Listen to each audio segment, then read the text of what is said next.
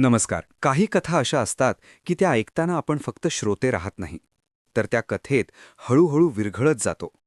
मन शांत होतं, पण त्याच वेळी आत कुठेतरी एक ज्योत पेटते. आज आपण अशाच एका कथेला स्पर्श करणार आहोत. श्रीमंत योगी ही केवळ कादंबरी नाही, तर ती एका असामान्य जीवनाचा अनुभव आहे. नमस्कार. खरंच या कथेची सुरुवात ज्या क्षणापासून होते त्या क्षणापासून आपल्याला जाणवतं की आपण काहीतरी विलक्षण अनुभवणार आहोत. कारण ही कथा आहे छत्रपती शिवाजी महाराज यांच्या जीवनाची. पण इथे त्यांचा पराक्रम जितका दिसतो तितकंच त्यांचं मनही उलगडत जातं. आणि या प्रवासाची खरी सुरुवात होते एका आईच्या कुशीत. एका अशा आईच्या जिच्या डोळ्यात फक्त आपल्या लेकरासाठी प्रेम नव्हतं, तर एक स्वप्न होतं. जिजाऊंचं व्यक्तिमत्व जितकं गहिरेपणाने या कथेत येतं, तितकंच ते मनाला स्पर्शून जातं. हो, जिजाऊ म्हणजे फक्त आई नव्हेत, त्या एक विचार आहेत. त्या आपल्या मुलाला फक्त वाढवत नाहीत तर त्याला घडवत आहेत. त्यांच्या प्रत्येक शब्दात एक दिशा आहे, प्रत्येक नजरेत एक आशा आहे. त्या शिवाजींना गोष्टी सांगतात, पण त्या गोष्टी म्हणजे केवळ मनोरंजन नसतं. त्या गोष्टी म्हणजे मूल्यांचं बीज असतं. रामायणातील राम असो किंवा महाभारतातील अर्जुन, या कथा ऐकताना लहानग्या शिवाजींच्या मनात एक वेगळीच जाणीव निर्माण होते. अन्यायाविरुद्ध उभं राहणं, सत्यासाठी लढणं आणि सर्वात महत्त्वाचं म्हणजे स्वाभिमानाने जगणं. आणि इथेच एक सुंदर गोष्ट दिसते. या कथेत कुठेही घाई नाही. प्रत्येक भावना, प्रत्येक विचार शांतपणे उलगडत जातो. जणू एखादं रोपटं हळूहळू वाढतंय. सुरुवातीला ते कोवळं असतं, पण त्यात पुढे एक भव्य वृक्ष होण्याची ताकद दडलेली असते. त्या काळाचं चित्रही लेखकानं इतकं जिवंत केलं आहे की आपण त्या वातावरणात शिरतो. डोंगर, किल्ले, धुळीने भरलेले रस्ते आणि त्या सगळ्यातून चालणारा एक बालक. त्याच्या डोळ्यात एक वेगळंच तेज आहे. जणू तो काहीतरी शोधतो आहे. आणि तो शोध म्हणजेच स्वराज्य. पण सुरुवातीला त्याला त्या शब्दाचा अर्थ कदाचित पूर्णपणे कळत नसेल. तरीही त्याच्या मनात एक अस्वस्थता आहे. आसपास घडणाऱ्या घटना, लोकांवर होणारा अन्याय, हे सगळं त्याला शांत बसू देत नाही. हो, आणि ही अस्वस्थता हीच त्या कथेला पुढे नेणारी शक्ती आहे. कारण अनेक वेळा इतिहासात मोठे बदल हे अशाच एका लहानशा अस्वस्थतेतून सुरू होतात. आणि इथेही तसंच काहीतरी घडतं आहे. मला वाटतं या कथेचा पहिला भाग आपल्याला एक गोष्ट शिकवतो. मोठेपण अचानक येत नाही, ते हळूहळू तयार होतं. त्यामागे अनेक लहान लहान क्षण असतात, अनेक अनुभव असतात आणि सर्वात महत्त्वाचं म्हणजे योग्य मार्गदर्शन असतं. आणि ते मार्गदर्शन जिजाऊ देत आहेत. त्या शिवाजींना फक्त शस्त्र हाताळायला शिकवत नाहीत, त्या त्यांना विचार करायला शिकवत आहेत. योग्य अयोग्य याची जाणीव देत आहेत. आणि कदाचित म्हणूनच पुढे जाऊन शिवाजी महाराज फक्त योद्धा राहत नाहीत, ते एक विचार बनतात. आणि या सगळ्यात एक शांतपणा आहे. कोणतीही गोष्ट जबरदस्तीने घडत नाही. प्रत्येक गोष्ट आपल्या वेळेवर घडते. जणू निसर्गच या प्रवासाला साथ देतो आहे. त्या बालपणीच्या क्षणांमध्येही एक गंभीरता आहे.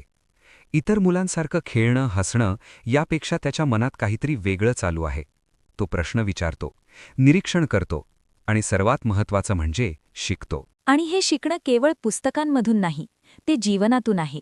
प्रत्येक घटना, प्रत्येक भेट, प्रत्येक अनुभव हा त्याला काहीतरी शिकवत आहे. आणि हळूहळू त्याच्या मनात एक स्पष्ट चित्र तयार होत आहे. ते चित्र म्हणजे एक स्वराज्य. एक असं राज्य जिथे न्याय असेल, जिथे लोकांना सन्मानाने जगता येईल.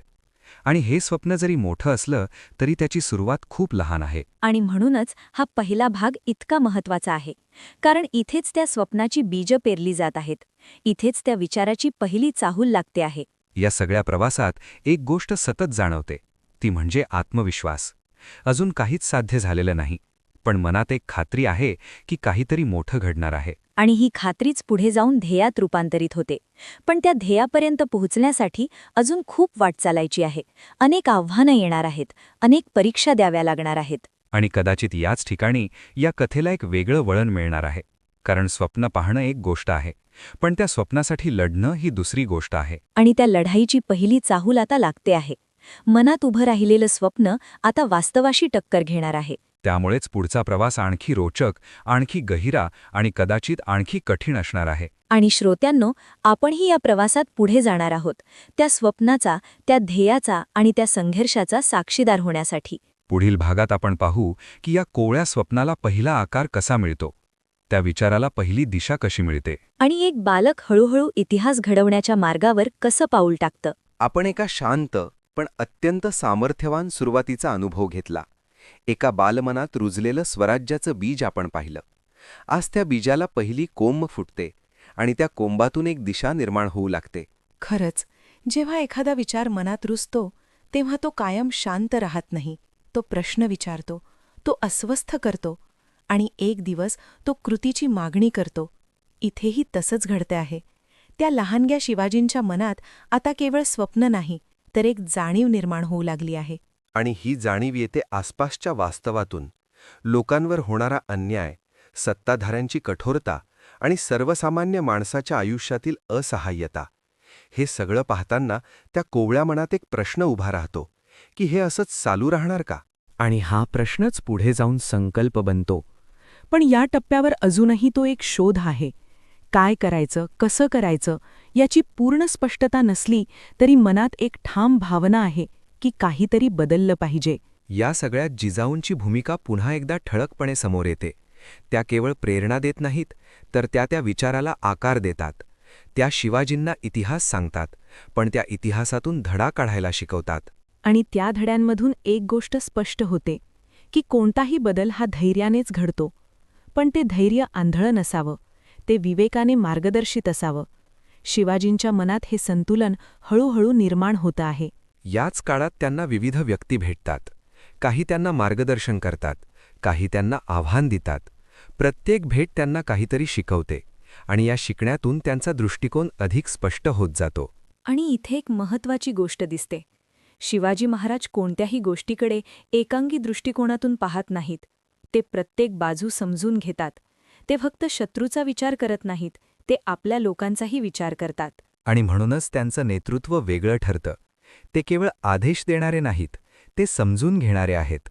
त्यांच्या मनात आपल्या लोकांबद्दल एक आपुलकी आहे आणि हीच आपुलकी पुढे जाऊन त्यांना लोकांच्या मनात स्थान मिळवून देते.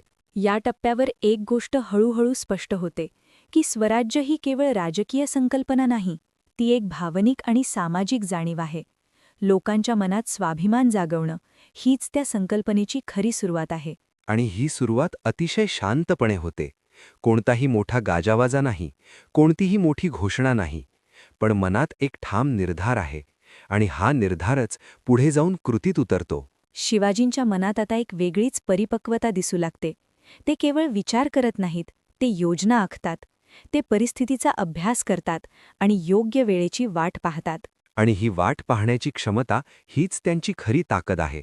अनेक वेळा घाई केली असती तर कदाचित अपयश आलं असतं, पण ते थांबतात, निरीक्षण करतात आणि मगच पुढे पाऊल टाकतात. या काळात त्यांच्या मनात एक विश्वास निर्माण होतो. स्वतःवरचा विश्वास, आपल्या ध्येयावरचा विश्वास आणि सर्वात महत्त्वाचं म्हणजे आपल्या मार्गावरचा विश्वास. हा विश्वास त्यांना कोणत्याही परिस्थितीत डगमगू देत नाही. आणि याच विश्वासातून पहिली कृती जन्म घेते. एक छोटं पाऊल, पण त्या पावलामध्ये एक मोठा अर्थ दडलेला आहे. कारण त्या पावलातूनच पुढच्या प्रवासाची दिशा निश्चित होते. आणि या पावलामागे केवळ धाडस नाही, तर एक विचार आहे. प्रत्येक कृती ही एका मोठ्या ध्येयाकडे नेणारी आहे याची जाणीव त्यांना आहे. आणि म्हणूनच ते कोणताही निर्णय हलगर्जीपणे घेत नाहीत. या सगळ्या प्रक्रियेत एक गोष्ट सतत जाणवते, ती म्हणजे अंतर्मुखता.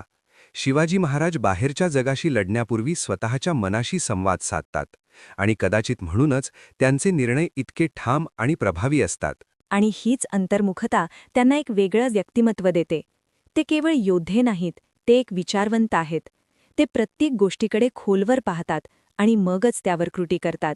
या टप्प्यावर कथा हळूहळू एका नव्या वळणाकडे जाते आहे. कारण आता विचार कृतीत उतरू लागला आहे. आणि जेव्हा विचार कृतीत उतरतो तेव्हा इतिहास घडायला सुरुवात होते. आणि ही सुरुवात जरी लहान असली तरी तिचं परिणाम मोठं असणार आहे. कारण प्रत्येक मोठ्या बदलाची सुरुवात एका छोट्या पावलानेच होते. त्यामुळेच हा भाग आपल्याला एक महत्त्वाचा संदेश देतो. स्वप्न पाहणं पुरेसं नाही, त्या स्वप्नासाठी कृती करणं आवश्यक आहे. आणि ती कृती संयमाने, विवेकाने आणि विश्वासाने केली तरच ती यशस्वी होते. आणि आता पुढील भागात आपण पाहणार आहोत की या पहिल्या कृतीला कसा प्रतिसाद मिळतो, परिस्थिती कशी बदलते आणि त्या बदलाला सामोरं जाताना शिवाजी महाराज कसे उभे राहतात. कारण आता संघर्षाची सुरुवात होणार आहे. आणि हा संघर्ष केवळ बाह्य नाही, तर तो अंतर्मनाचाही आहे. एका विचाराने आता कृतीचा मार्ग धरायला सुरुवात केली आहे. आज आपण त्या क्षणाच्या जवळ येणार आहोत जिथे स्वराज्याचं स्वप्न पहिल्यांदा वास्तवाशी भिडतं. आणि ही टक्कर केवळ बाह्य शक्तींशी नसते, ती स्वतःच्या क्षमतेशीही असते. खरंच, जेव्हा एखादा विचार कृतीत उतरतो तेव्हा त्याची खरी परीक्षा सुरू होते. आत्तापर्यंत मनात उभं राहिलेलं स्वप्न आता जगासमोर उभं राहणार आहे. आणि त्या क्षणी मनात उत्साह जितका असतो तितकीच एक हलकीशी धास्तीही असते. कारण इथे प्रश्न केवळ यशाचा नाही, तर योग्यतेचाही आहे. आपण जे करतो आहोत ते योग्य आहे का, हा प्रश्न सतत मनात घोळत असतो. पण याच क्षणी एक गोष्ट ठामपणे उभी राहते, ती म्हणजे जिजाऊंचे संस्कार. हो, त्या संस्कारांची ताकद इथे प्रकर्षाने जाणवते. कारण कोणत्याही निर्णयाच्या वेळी मन डळमळतं तेव्हा त्या शिकवणुकीचा आधार मिळतो.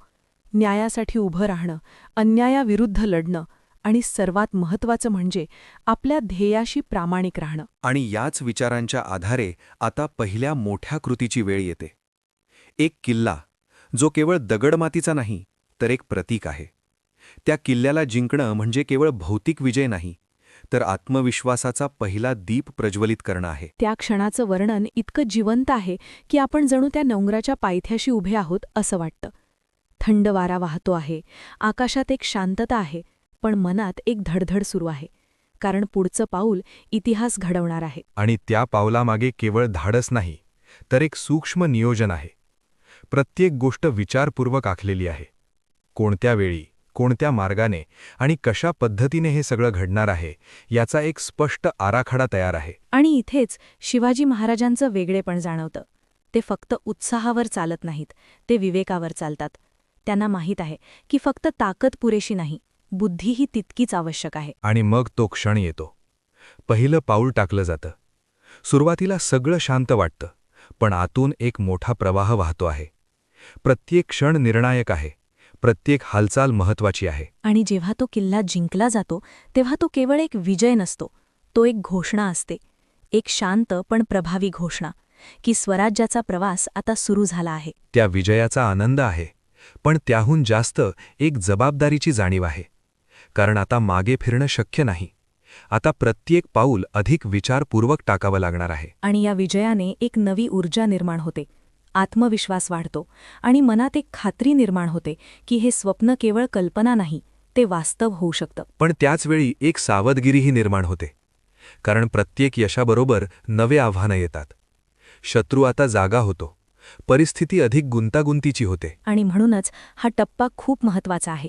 कारण इथेच ठरतं की हा प्रवास किती दूर जाणार आहे. एक छोटा विजय मोठ्या प्रवासाची सुरुवात असतो, पण त्या प्रवासाला टिकवणं ही खरी कसोटी असते. या सगळ्या घडामोडींमध्ये एक गोष्ट सतत जाणवते, ती म्हणजे शांत आत्मविश्वास.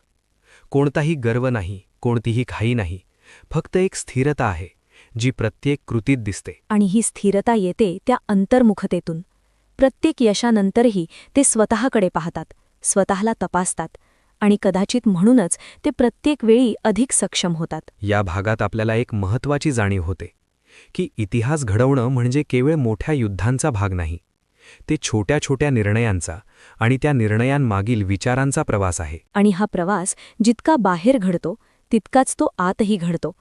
प्रत्येक पावलावर स्वतःशी लढावं लागतं, स्वतःला समजून घ्यावं लागतं. आणि आता कथा एका नव्या टप्प्यावर येते आहे. कारण पहिला विजय मिळाल्यानंतर आता पुढचा मार्ग अधिक कठीण होणार आहे. शत्रू सज्ज होणार आहे आणि परिस्थिती अधिक आव्हानात्मक होणार आहे. पण त्याचवेळी एक गोष्ट स्पष्ट आहे की आता हा प्रवास थांबणार नाही.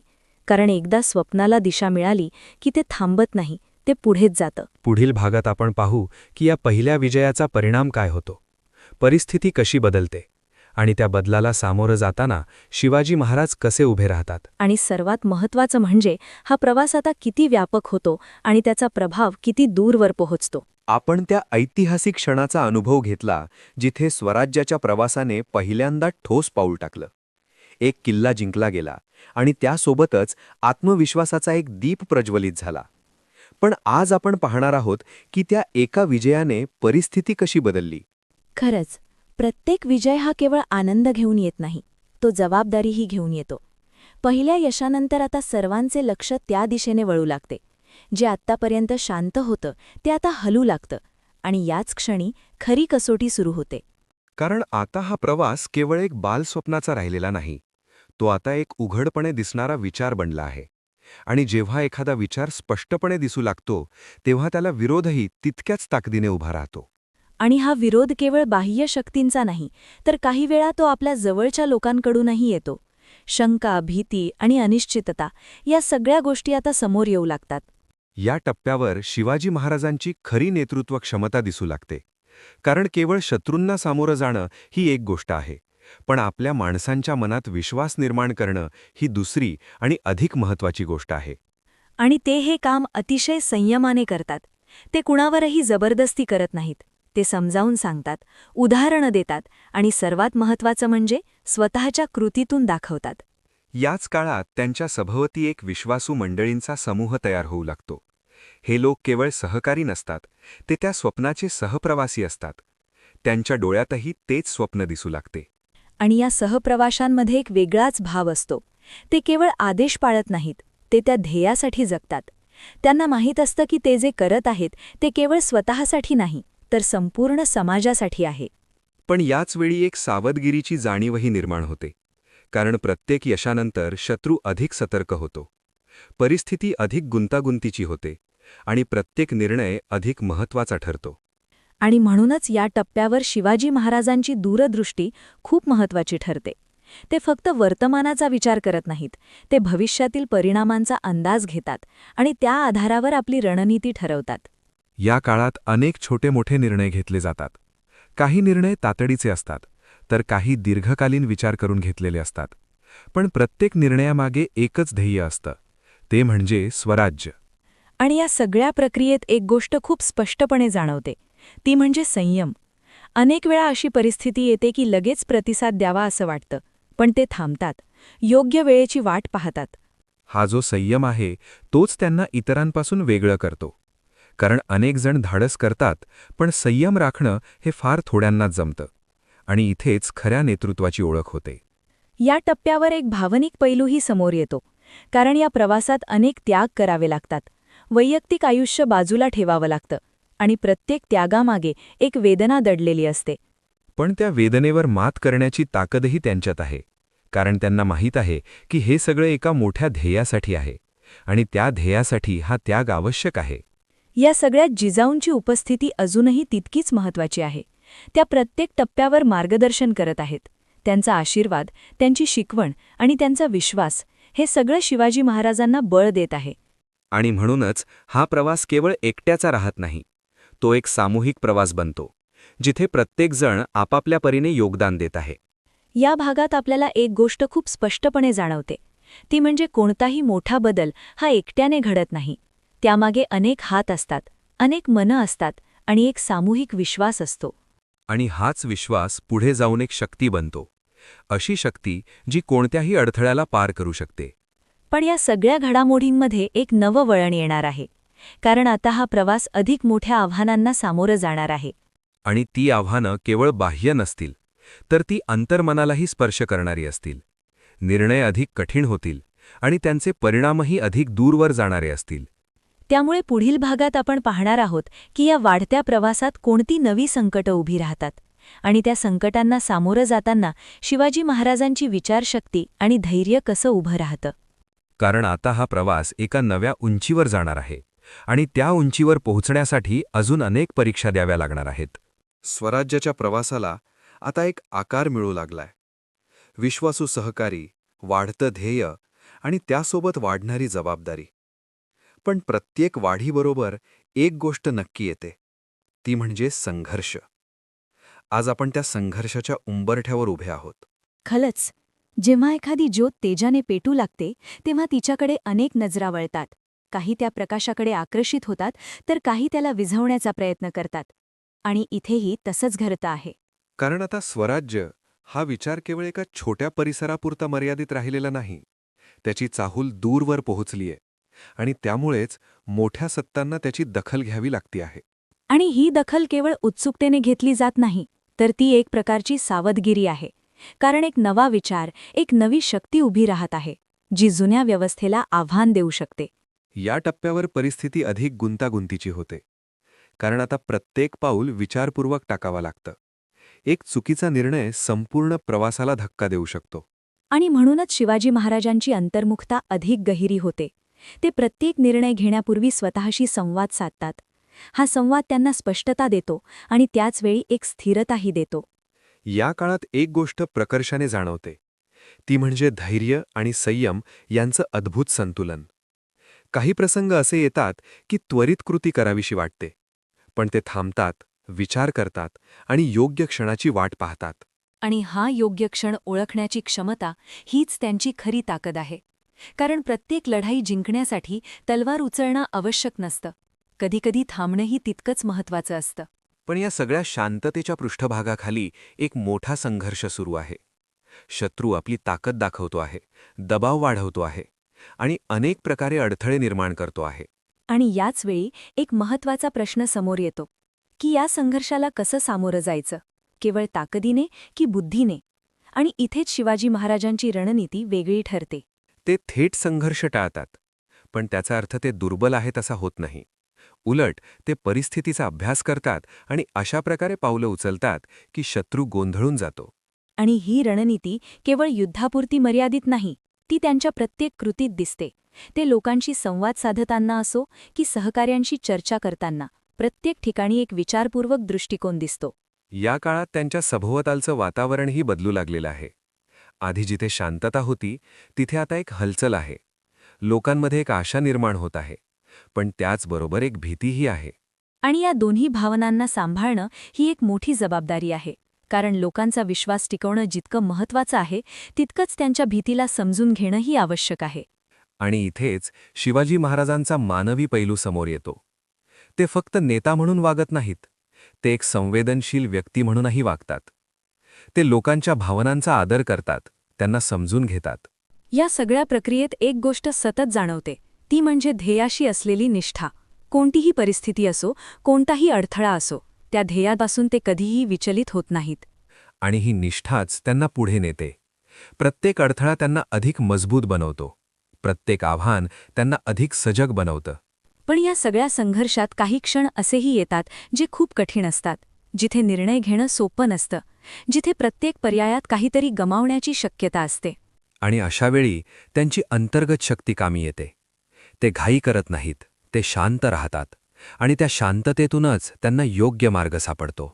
या भागात आपल्याला एक महत्त्वाची जाणीव होते, ती म्हणजे नेतृत्व म्हणजे केवळ पुढे जाणं नाही, तर योग्य दिशेने जाणं आहे. आणि त्या दिशेसाठी विवेक, संयम आणि धैर्य या तिन्ही गोष्टी आवश्यक आहेत. आणि आता कथा एका अशा टप्प्यावर येते आहे जिथे संघर्ष अधिक तीव्र होणार आहे, परिस्थिती अधिक कठीण होणार आहे आणि त्या परिस्थितीत उभं राहण्यासाठी अधिक ताकद लागणार आहे. पण एक गोष्ट स्पष्ट आहे की आता हा प्रवास मागे फिरणार नाही. कारण एकदा ध्येय स्पष्ट झालं की त्या दिशेने चालणं अपरिहार्य होतं. पुढील भागात आपण पाहणार आहोत की या वाढत्या संघर्षाचा परिणाम काय होतो आणि त्या परिणामाला सामोरं जाताना शिवाजी महाराजांची विचारशक्ती आणि धैर्य कसं अधिक परिपक्व होतं. आणि कदाचित तिथेच आपण त्यांच्या व्यक्तिमत्वाचा आणखी एक नवा पैलू पाहणार आहोत. आता त्या संघर्षाने आपलं खरं रूप दाखवायला सुरुवात केली आहे. परिस्थिती अधिक ताणलेली आहे, निर्णय अधिक कठीण झाले आहेत आणि प्रत्येक क्षण जणू कसोटी ठरतोय. खरंच, जेव्हा संघर्ष तीव्र होतो तेव्हा मनाची खरी ताकद दिसून येते. बाहेरची लढाई तर चालूच असते, पण त्याचवेळी आतही एक लढाई सुरू असते. शंका आणि विश्वास, भीती आणि धैर्य या सगळ्यांचा संघर्ष मनात चालू असतो. आणि या दोन्ही लढायांमध्ये संतुलन राखणं हीच खरी कसोटी असते. कारण बाहेरच्या परिस्थितीवर नियंत्रण नसतं, पण आपल्या मनावर नियंत्रण ठेवणं शक्य असतं. आणि शिवाजी महाराज हेच करताना दिसतात. या काळात त्यांच्या निर्णयांची परिपक्वता अधिक स्पष्ट होते. ते कोणताही निर्णय भावनेच्या भरात घेत नाहीत. प्रत्येक गोष्ट विचारपूर्वक, शांतपणे आणि दूरदृष्टीनं ठरवली जाते. पण याचा अर्थ असा नाही की त्यांना भावना नाहीत. उलट त्यांचं मन अत्यंत संवेदनशील आहे. प्रत्येक सहकार्याची काळजी, प्रत्येक परिस्थितीचं गांभीर्य हे सगळं त्यांना जाणवतं. पण त्या भावनांवर नियंत्रण ठेवणं हीच त्यांची ताकद आहे. या टप्प्यावर काही प्रसंग असे येतात जे खूप वेदनादायक असतात. काही वेळा विश्वासघात होतो, काही वेळा अपयश येतं आणि काही वेळा परिस्थिती आपल्या विरोधात उभी राहते. आणि अशावेळी मन खचणं स्वाभाविक आहे. पण इथेच त्यांची अंतर्गत शक्ती कामी येते. ते त्या वेदनेतून शिकतात, त्या अपयशातून धडा घेतात आणि पुन्हा उभे राहतात. मला वाटतं या भागात एक खूप महत्त्वाची गोष्ट आपल्याला दिसते, ती म्हणजे अपयशाकडे पाहण्याचा दृष्टिकोन. अपयश म्हणजे शेवट नाही, तर तो एक नवा आरंभ असतो, ही जाणीव इथे स्पष्ट होते. आणि हीच जाणीवच त्यांना पुढे नेत राहते. प्रत्येक अडथळा, प्रत्येक अपयश हे त्यांना अधिक सक्षम बनवतं.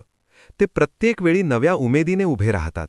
या सगळ्या प्रक्रियेत एक गोष्ट सतत जाणवते, ती म्हणजे शांतता. बाहेर कितीही गोंधळ असला तरी त्यांच्या मनात एक स्थिरता आहे.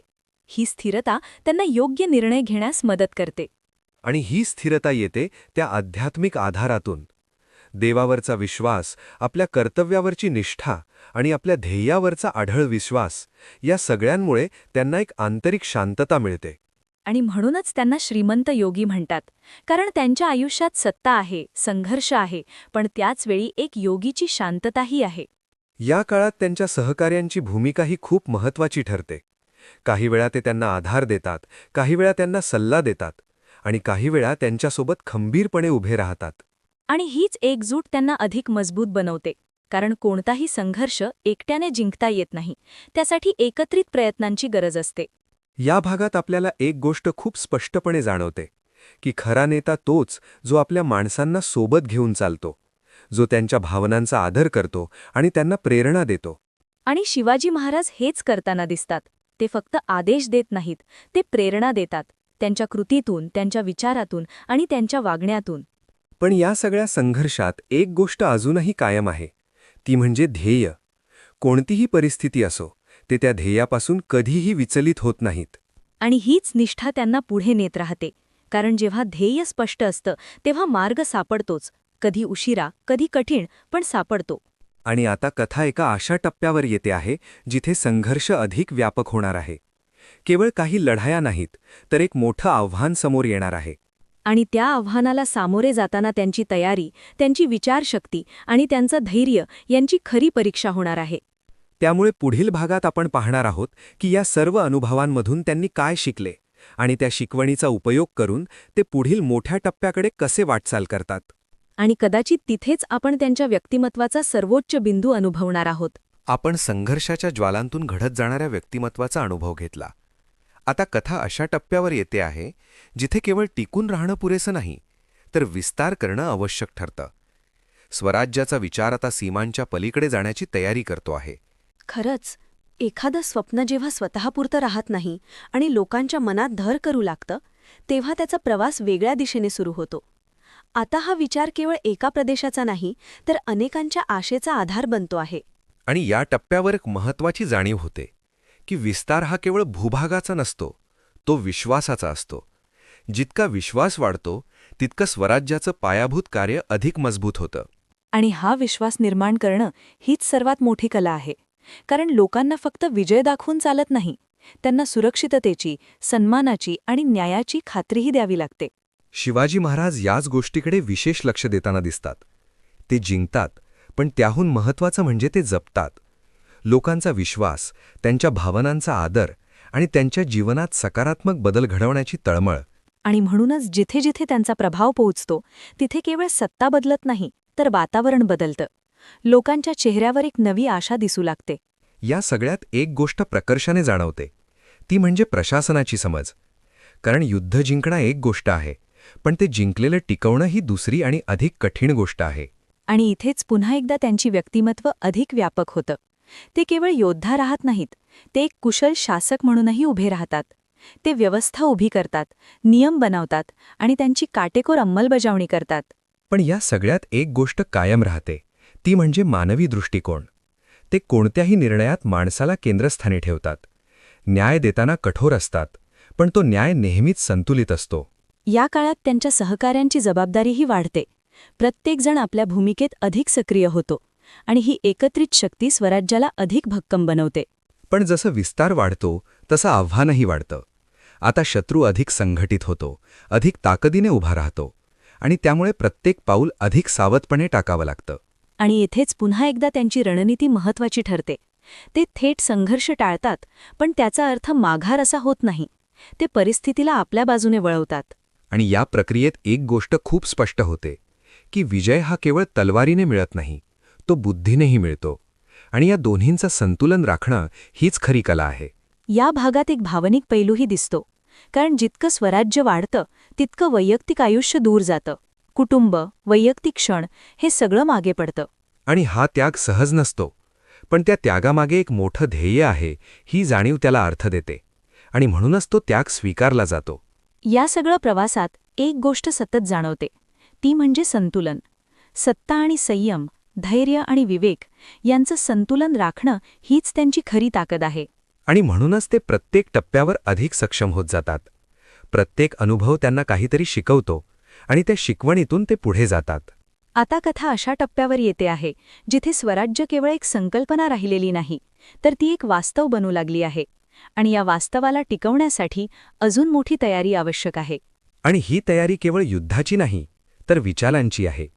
कारण पुढे येणाऱ्या आव्हानांना सामोरे जाण्यासाठी केवळ ताकद पुरेशी नाही, तर स्पष्ट विचार आणि ठाम भूमिका आवश्यक आहे.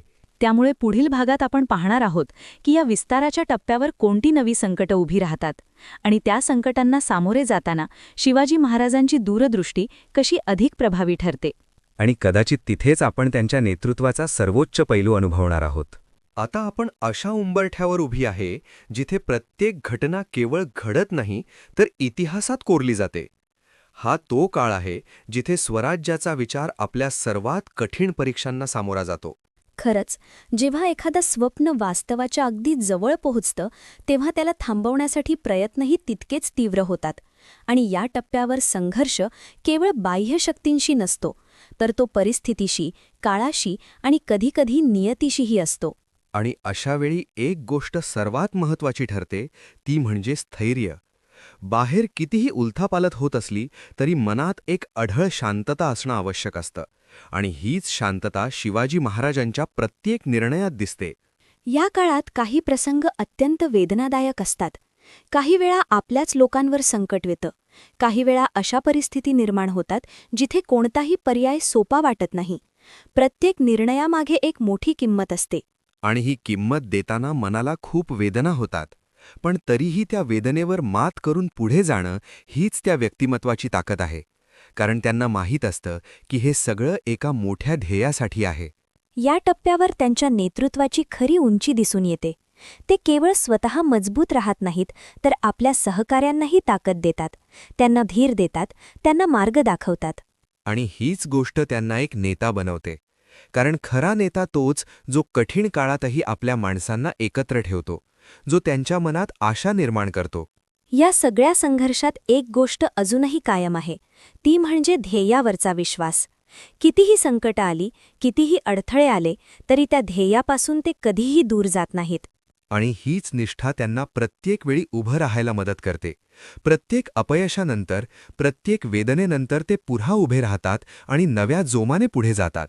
या भागात एक भावनिक शिखरही येतं, कारण इथे आपण त्या व्यक्तिमत्वाच्या अंतर्मनाला जवळून पाहतो. त्यांचे विचार, त्यांची चिंता, त्यांची आशा हे सगळं अधिक स्पष्ट होतं. आणि या सगळ्यात एक गोष्ट खूप सुंदरपणे जाणवते, ती म्हणजे त्यांची मानवी बाजू. ते फक्त इतिहासातील एक महान व्यक्ती नाहीत, ते एक जिवंत, संवेदनशील आणि विचारशील माणूस आहेत. आणि कदाचित म्हणूनच त्यांचा प्रवास आपल्याला इतका जवळचा वाटतो, कारण आपण त्यांच्या यशात आनंदी होतो आणि त्यांच्या संघर्षात व्यथित होतो. या टप्प्यावर कथा एका निर्णायक वळणावर येते आहे, कारण आता या सगळ्या संघर्षांचा परिणाम दिसायला लागणार आहे. हा परिणाम केवळ एका लढाईचा नाही, तर संपूर्ण प्रवासाचा आहे. आणि या परिणामामुळे स्वराज्याच्या संकल्पनेला एक ठोस रूप मिळणार आहे. जे आत्तापर्यंत स्वप्न होतं ते आता एक स्थिर वास्तव बनणार आहे. पण या वास्तवाच्या उंबरठ्यावर उभं राहताना एक गोष्ट लक्षात येते की हा प्रवास अजून संपलेला नाही. अजूनही अनेक जबाबदाऱ्या आहेत, अनेक आव्हानं आहेत. आणि म्हणूनच हा क्षण जितका आनंदाचा आहे तितकाच तो गंभीरही आहे. कारण आता पुढचा टप्पा अधिक व्यापक आहे, अधिक जबाबदारीचा आहे. त्यामुळे पुढील भागात आपण पाहणार आहोत की या संपूर्ण प्रवासाचा परिपाक कसा होतो, आणि त्या परिपाकात शिवाजी महाराजांचं व्यक्तिमत्व कसं एका सर्वोच्च उंचीवर पोहोचतं. आणि कदाचित तिथेच आपण या कथेचा खरा अर्थ समजून घेऊ. हा केवळ विजयाचा प्रवास नाही, तर तो मूल्यांचा, ध्येयाचा आणि आत्मशक्तीचा प्रवास आहे. आपण स्वराज्याचा विस्ताराचा, वाढत्या विश्वासाचा आणि उभ्या राहत असलेल्या व्यवस्थेचा अनुभव घेतला. पण जसं एखादं झाड उंच वाढतं तसं त्यावर वादळांचं सावटही अधिक गडद होतं. आज आपण त्या वादळाच्या टप्प्यावर प्रवेश करतो आहोत. खरंच, जेव्हा एखादी शक्ती स्थिर होऊ लागते तेव्हा तिला आव्हान देणाऱ्या शक्तीही अधिक तीव्र होतात. आता स्वराज्य ही केवळ एक उदयोन्मुख संकल्पना नाही, तर ती एक वास्तव आहे. आणि या वास्तवाला थांबवण्यासाठी अनेक प्रयत्न सुरू झालेले आहेत. आणि या प्रयत्नांचं स्वरूपही आता अधिक आक्रमक होत चाललेलं आहे. बाह्य शत्रू अधिक संघटित झाले आहेत आणि त्यांचा उद्देश स्पष्ट आहे, हा वाढता प्रवाह रोखायचा. या सगळ्यामुळे परिस्थिती अधिक तणावपूर्ण होते. आणि या तणावाच्या वातावरणात एक गोष्ट खूप महत्त्वाची ठरते, ती म्हणजे मनाची स्थिरता. कारण बाहेर कितीही गोंधळ असला तरी निर्णय शांत मनाने घ्यावे लागतात. आणि इथेच पुन्हा एकदा शिवाजी महाराजांची वैशिष्ट्यपूर्ण वृत्ती दिसून येते. ते कोणत्याही परिस्थितीत गोंधळून जात नाहीत. ते त्या परिस्थितीकडे एक संधी म्हणून पाहतात, एक अशी संधी जिथे आपल्या क्षमतेची खरी परीक्षा होणार आहे. या काळात काही प्रसंग अत्यंत निर्णायक ठरतात, जिथे एका चुकीच्या निर्णयाने मोठं नुकसान होऊ शकतं.